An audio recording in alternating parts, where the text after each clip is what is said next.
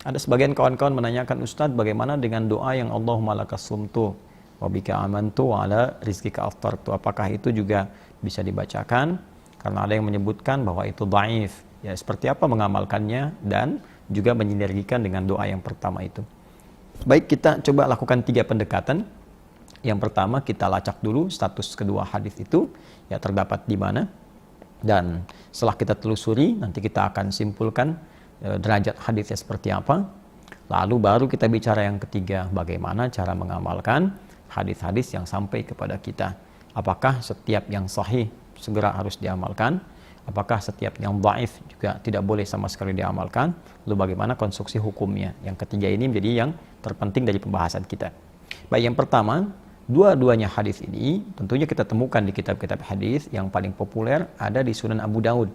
Ya, Abu Daud nomor hadis 2357 untuk yang pertama, dzahabat dhama'u wa bdalatil uraq wa thabatal ajru insyaallah. Kemudian yang kedua beda satu nomor aja, 2358 ya, 2358. Ya Allahumma lakas sumtu wa bika amantu wa ala rizkika aftartu. Beda dua hadis ini, beda satu nomor saja. Yang pertama 2357, yang kedua 2358. Hanya mungkin dari status hadisnya ini yang berbeda. Yang pertama disepakati hadisnya statusnya sahih, ya tidak ada persoalan dari segi sanad. Sanad itu artinya susunan periwayat sampai ke Nabi. Ya misal Imam Abu Daud itu kan nggak ketemu Nabi gitu. Bagaimana bisa meriwayatkan hadis sampai ke Nabi? Maka dari si fulan diteliti sampai ke Nabi. Nah, sedangkan yang kedua, yang nomor hadis 2358, yang redaksi Allahumma lakas sumtu, nah itu setelah diteliti hadisnya sampainya ke tabi'in. Ya, ada tabi'in bernama Mu'adz bin Zuhrah sampai di situ. Nah, hadis yang sampai ke tabi'in itu disebut hadisnya mursal namanya, ya. Kurang lebih lah secara umumnya sederhananya demikian. Kalau mau detail nanti kita belajar ilmu mustalah hadis secara lebih mendalam. Ada juga nanti yang sampai di riwayat lain kepada sahabat Anas bin Malik, karena yang redaksi kedua ini diriwayatkannya banyak. Yang Allahumma lakas sumtu ada di Sunan Al-Baihaqi juga, di beberapa yang lain. Nah, itu ada yang sampai ke sahabat Anas bin Malik. Cuma ada beberapa yang meriwayatkan itu disinyalir memiliki persoalan, sehingga dipandang di beberapa tempat hadisnya dhaif. Ya, dhaif ini lemah karena persoalannya, bukan karena redaksinya, karena periwayatnya ada yang disoal. Soal pertama, sampainya pada tahap tabi'in, tidak sampai sahabat, sampai ke Nabi, disebut dengan mursal.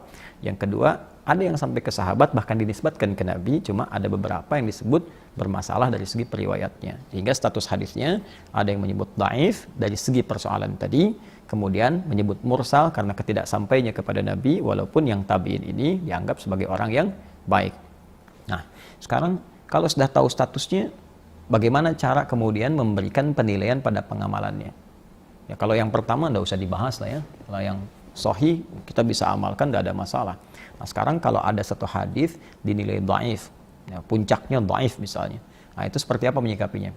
Nah, ini saya kembalikan ke teori ilmu hadis ya. Jadi bukan pendapat misalnya Ustaz Ali Hidayat atau Ustaz Fulan, tidak. Ini kaidah ilmu hadis yang disepakati oleh para ulama. Dia ulama sepakat tentang ini. Jadi kita yang bukan ulama, apalagi bukan pakar hadis, jangan sampai keluar dari pakem ini. Baik, saya persingkat. Kesepakatan yang pertama bahwa jika ada hadis sekalipun kemudian dinilai dhaif secara sanadnya, bukan matannya, bukan isi hadisnya, tapi matannya, isi hadisnya tidak bertentangan dengan satu, nilai-nilai yang terletak dalam Al-Quran, yang kedua, keterangan di hadis-hadis sahih, dan tidak bertentangan dengan hukum-hukum umum yang lainnya, ya, terutama masalah-masalah pokok dalam akidah, halal haram dan sebagainya. Maka isi hadis itu dimasukkan dalam istilahnya fadhailul a'mal, amalan-amalan utama yang boleh diamalkan kemudian amalannya. Jadi silahkan diutamakan, diamalkan keutamaannya, boleh. Kalau doa dibacakan silahkan, boleh, tidak ada masalah. Itu sepakatan ulama hadis. Jadi sekalipun hadisnya dinilai dhaif, tapi kalau hadisnya isinya tidak bertentangan dengan nilai-nilai tadi, akidah, halal haram, dan dianggap sebagai fadhailul a'mal, keutamaan-keutamaan amal aja. Yang jangankan pakai bahasa Arab, pakai bahasa Indonesia pun itu tidak ada masalah. Contoh misalnya, kalau saya bacakan, ya Allah, saya telah berpuasa, saya niatkan karenamu ya Allah. Dan saya beriman, saya yakin bahwa apa yang saya tunaikan sesuai dengan apa yang telah Engkau perintahkan. Saya berusaha mengerjakan sesuai dengan ridhamu. Dan saya berusaha ya Allah berbuka dengan rizki yang telah Engkau tetapkan. Mohon ampuni dosa saya. Apakah salah berdoa demikian? Kan tidak. Nah, itu namanya perbuatan-perbuatan yang menunjukkan pada keutamaan amalan. Ya, yang salah itu kalau dikatakan misalnya ini hadis Nabi, itu yang keliru. Nah, jadi kalau ada seseorang berdoa dengan doa tadi nggak ada masalah. Kalau mau aman kata para ulama ya jangan disandarkan kepada hadis Nabi, cukup kita bacakan doanya. Ya, jadi jangan lantas disimpulkan kalau dhaif nggak boleh diamalkan, tidak juga. Toh Anda kalau baca dalam bahasa Indonesia lebih parah lagi gitu ya. Dalam arti mohon maaf jalurnya tidak ada. Ini ada seorang tabi'in baca doa, doanya bagus. Nabi tidak pernah mengajarkan, pertanyaannya, salah nggak itu? Ya, kalau Nabi tidak mengajarkan, kemudian doa itu ada, apakah keliru? Nah, kita lihat dulu. Kalau doa ini bertentangan dengan pengajaran Nabi, tentu kita hindarkan.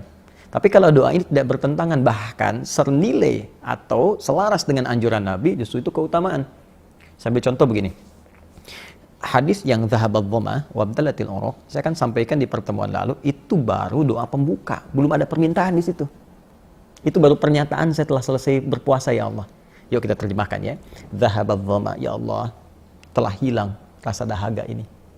Ya wabtallatil uruq, basah tenggorokan saya. Nah, ini kan belum minta apa-apa. Kita baru katakan puasa saya sudah usai, basah tenggorokan, hilang dahaga. Kemudian watsabatal ajru insyaallah, dan pahala insyaallah akan engkau tetapkan. Nah, kita belum minta apa-apa, kita baru menyampaikan keterangan. Ya keterangannya berdasarkan hadis-hadis lain. Allah sampaikan bagi orang puasa ada dua kebahagiaan. Kebahagiaan pertama saat berbuka, kebahagiaan keduanya saat nanti di akhirat dia mendapatkan pahala-pahala dari puasanya. Ya, ini baru pernyataan. Bagaimana cara memintanya kepada Allah? Maka di hadis lain disampaikan di At-Tirmidzi. Buka At-Tirmidzi nomor hadis 2526, ya 2526. Dari sahabat Abu Hurairah radhiyallahu taala anhu. Kata Nabi thalathatun, ada 3 golongan. La turaddu da'watuhum, yang doanya sulit ditolak. Ya, sulit ditolak. Artinya Allah akan cepat mengabulkan. Ya, siapa mereka? Satu al-imamul adil, pemimpin yang adil. Kedua as-shaimah hatta yuftira, orang puasa sampai buka. Yang ketiga, da'watul mazlum, doa orang terzalimi. Kita fokus pada yang kedua, doa orang puasa sampai buka. Jadi ini isyarat di hadis Nabi, ayo perbanyak doa, minta. Oleh karena itu, para ulama-ulama terdahulu senantiasa membuka puasanya dengan yang tadi dhahabadh dhama, lalu mengisi doanya dengan ungkapan-ungkapan mereka. Bahkan Ibnu Umar pernah punya doa sendiri. Ibnu Umar itu sahabat Nabi, anaknya Umar bin Khattab, punya doa sendiri.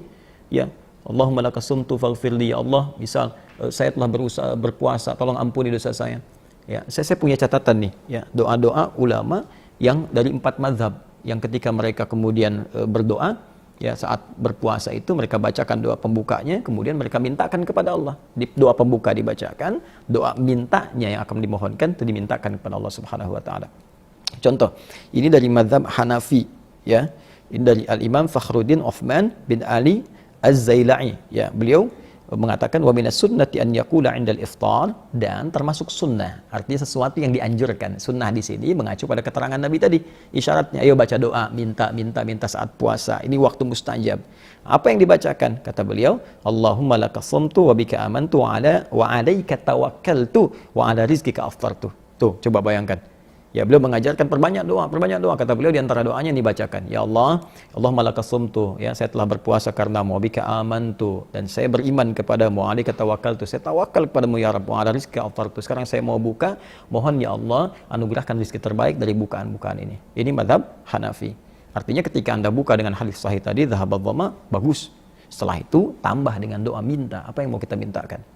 Nah, kemudian di mazhab Maliki, ya ini kita temukan misalnya ada risalahnya Ibnu Abi Zaid Al-Kirwani, ya, karya Syekh Ahmad bin Hunaim, ya, wa yaqulu nadzan 'inda al-fitri, dan dianjurkan saat kita berbuka itu kita mengucapkan Allahumma laka sumtu wa 'ala rizqika aftartu faghfirli, ya, ma qaddamtu wa ma akhartu, atau yaqul Allahumma laka sumtu wa 'ala rizqika aftartu dhahabadh dhama wa abtalatil uruq wa thabatal ajru insyaallah.